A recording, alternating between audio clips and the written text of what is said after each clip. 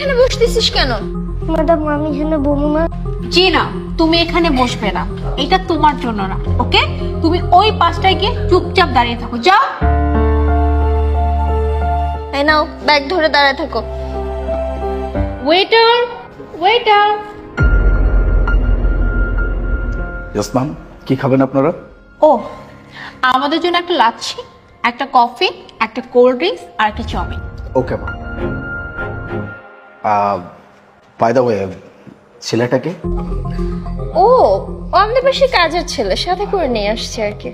আচ্ছা, ওর জন্য কিছু নিয়ে আসবো? কেন, ফ্রিতে খাবেন নাকি? ফ্রিতে যদি খাওয়ান তাহলে দিতে পারেন, ওর জন্য আসলে আমাদের কোনো বাজেট নাই। ইটস ওকে ম্যাম, আপনারা বসুন, আমি এক্ষুনি নিয়ে আসছি।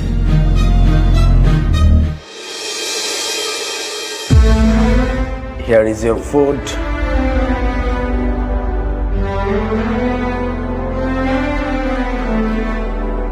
Enjoy your food. Thank you.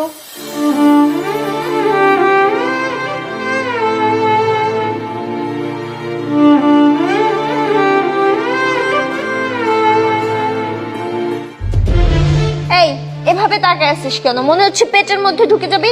এই ওইদিকে তাকা, ওইদিকে তাকা।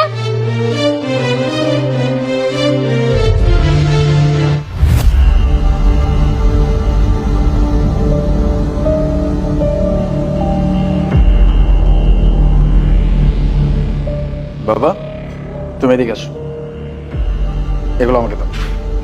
বসো।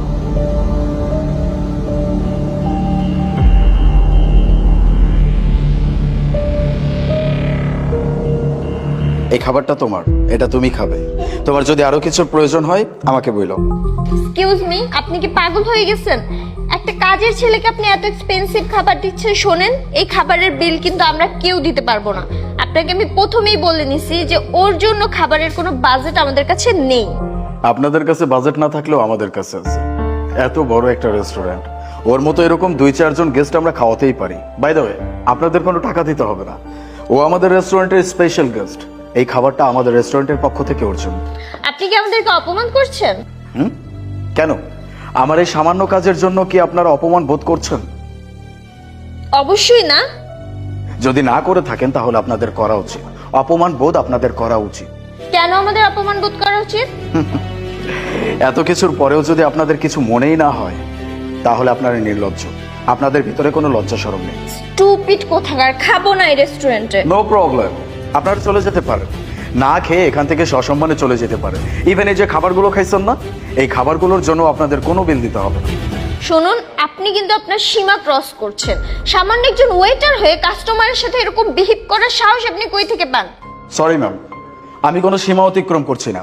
আমি শুধুমাত্র আপনাদেরকে বোঝাচ্ছি আপনাদের মেন্টালিটি অনেক নিচু আর নোংরা। এটাকে বড় করা দরকার, এটাকে ভালো করা দরকার। আর আপনি কি যেন বলছেন? আমি ওয়েটার? সরি ম্যাম, এই রেস্টুরেন্টটা আমার, আমি এই রেস্টুরেন্টের মালিক। আর আমার কাছে সব থেকে মজার ব্যাপারটা কি লাগছে জানেন? আপনারা কি যেন বলছেন? এই ছোট্ট ছেলেটার খাবারের জন্য আপনাদের কাছে কোনো বাজেট নাই। এমন বড় লোক হয়ে কি লাভ যদি সামান্য ছোট্ট একটা ছেলের খাবারের বিল আপনারা দিতে না পারেন, সেটার জন্য আপনাদের কাছে বাজেট না থাকে। আপনাদের প্রতি আমার খুব সহানুভূতি হচ্ছে। বাই দ্য ওয়ে, যদি বাজেট নাই থাকে, বাচ্চাটাকে যদি খাবার নাই খাওয়াতে পারেন, তাহলে নিয়ে আসছেন কেন? বাড়িতে রেখে আসতেন। এই শুনুন, আপনার এসব ডায়লগ বন্ধ করেন, এসব শুনতে আর ভালো লাগছে না। হ্যাঁ, একদম ঠিক বলছেন। আমি একটু বেশিই কথা বলছি। সত্যি আমি আপনাদের প্রতি বেশি কথা বলতেছি। কেন বলতেছি জানেন? এই যে ছোট একটা বাচ্চা, এইরকম আমাদের দেশে অনেক ছোট ছোট বাচ্চা আছে যারা গ্রামে জন্ম নিছে। তাদের বাবা মা ওদেরকে ঠিকভাবে মানুষ করতে পারতেছে না, তাদের পেছনে টাকা পয়সা খরচ করতে পারতেছে না, পড়াশোনা করাইতে পারতেছে না। এই জন্য এই বাচ্চাগুলোকে শহরে পাঠানো হয়, আপনাদের মতো কিছু বড়লোক ফ্যামিলিতে পাঠানো হয়, যেন এই বাচ্চাগুলো কাজও করতে পারে, পাশাপাশি পড়ালেখাও করতে পারে। কেন? আপনাদের তো অনেক আছে, আল্লাহ পাক তো আপনাদেরকে অনেক দিছে। এত কিছুর মধ্যে থেকে এই ছোট ছোট বাচ্চাগুলোর জন্য যদি আপনাদের একটু হেল্পের মন মানসিকতা আসতো না, যদি এদের প্রতি আপনারা একটু সহানুভূতিশীল হতেন, তাহলে এই ছেলেগুলো পড়াশোনা করতে পারতো, অনেক বড় জায়গায় যেতে পারতো। এই ছেলেগুলোই তার পরিবারের জন্য একটা খুঁটি হয়ে দাঁড়াইতে পারতো, ওরা নিজেরাও স্বাবলম্বী হইতে পারতো। কিন্তু আপনাদের চিন্তা ভাবনা তো এরকম না। আপনাদের মেন্টালিটিটা অনেক নিচু। আপনারা উপর দিকে ভাবতেই পারেন না। আপনারা শুধু এইটা ভাবেন, গরিব আজীবন গরিবই থাকবে, আর যারা বড়লোক এরা ধীরে ধীরে আরো বড়লোক হবে। প্লিজ আপনাদেরকে এতটুকু বলি, change your mind, change your mentality. Thank you so much. আর সরি, আপনাদেরকে এতক্ষণ অনেক কিছু বলছি। সিয়াম, বাবা, তুমি এখানে আসো, আমাদের সাথে এসে বসো।